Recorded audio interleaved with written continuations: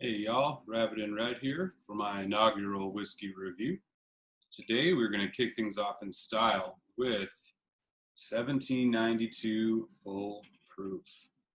So I picked this up today. This is actually a store-picked version from a liquor store in my area.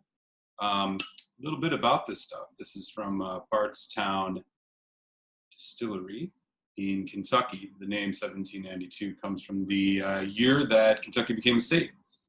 So what I'm going to do is give you a nose, palate, and finish review of this. I'll even rate it 1 star to 5 stars. And maybe we'll also give it a style point for its presentation. So this stuff, back of the label here says, Bourbon insiders have long acknowledged that full-proof bourbon has a distinctly rich flavor. This bourbon has been bottled at its original 125 barrel entry proof, just as it was years ago when the barrels were first filled. Strong and full of flavor, this bold bourbon boasts an incredible deep and smoky taste, superbly balanced with sweet vanilla and notes of caramel. So this thing is packing a serious punch. 125 proof, that's 62.5 ABV. I think this came out in 2015, 2016 as it was a limited release. Now I guess it's kind of a standard release that they're putting out a few times a year. So let's not waste any more time and let's get into it.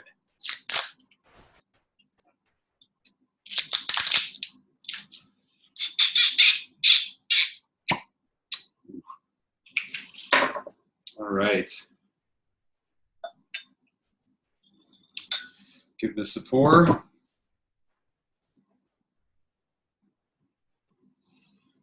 Wow. Immediately heavy alcohol hit on the nose. Almost like rubbing alcohol. Really strong stuff. Do get a hint of that kind of typical bourbon profile. Caramel, some vanilla, a little bit of cinnamon spice. But the alcohol really dominates the nose on this. Well, let's not wait any longer and give it a taste. Oof.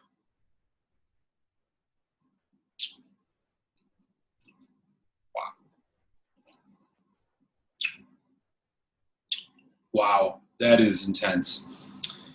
You feel every single percentage of that 62.5% on this. Really full mouth flavor, really full, thick viscosity to this.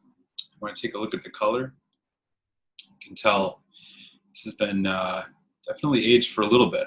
Does not have an age statement on it, but certainly got a good color to it. Whew.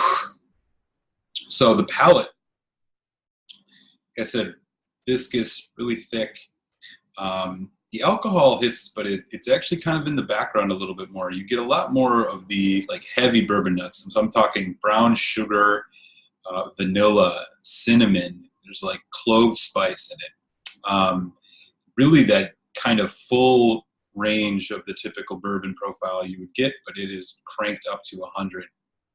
The finish is remarkably short, despite the heavy proof, which may be just that it's not aged all that long. Not really sure on that. Let's give this one more taste. Wow. Picking up more like dark fruits now, so I'm thinking like raisin plum, kind of. Also caramel, getting a lot of caramel in it. So, wow. This is one that I think a little water could probably do it some justice, and also, honestly, just some oxidization.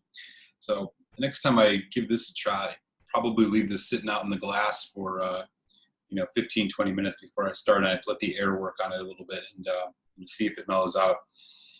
But all in all, this was $45 at Calvert Woodley, which is where I picked it up. So for this proof, this ABV, that is a really good price. This is one though that you're definitely going to want to tweak around with water, give it some time to air out, see what else you can get out of it, see how you can kind of get it to the liking that you have. But for that proof, you really can't go wrong. So just another quick look at this bottle. It's a pretty classy presentation. You've got like a Art Deco font on it. It's kind of got a 1930s vibe. I'm not so sure what I feel about this gold top, but I mean, this would look pretty nice on a bar. It's got a very distinct look. It looks like a pretty serious bourbon. So, just off these first two tastes, I'm looking at maybe out of 5, probably like 3.5. So this is something for the price, definitely worth it. If you see it in the store, grab a bottle. Definitely worth trying out. Maybe, borderline between buy a bottle and taste at the bar if you get the opportunity. But for that proof, I feel like you can have a lot of opportunity to, whether it's water or giving it some time, really see what this thing can do. So good work to 1792 and the folks at Bardstown. I know they're going through a pretty tragic situation right now. On July 4th, one of the rick houses collapsed. They lost upwards of 18,000 barrels, which they're still working to clean up right now. So really tough situation for them, and hope everything works out really well. So again, names are added in red.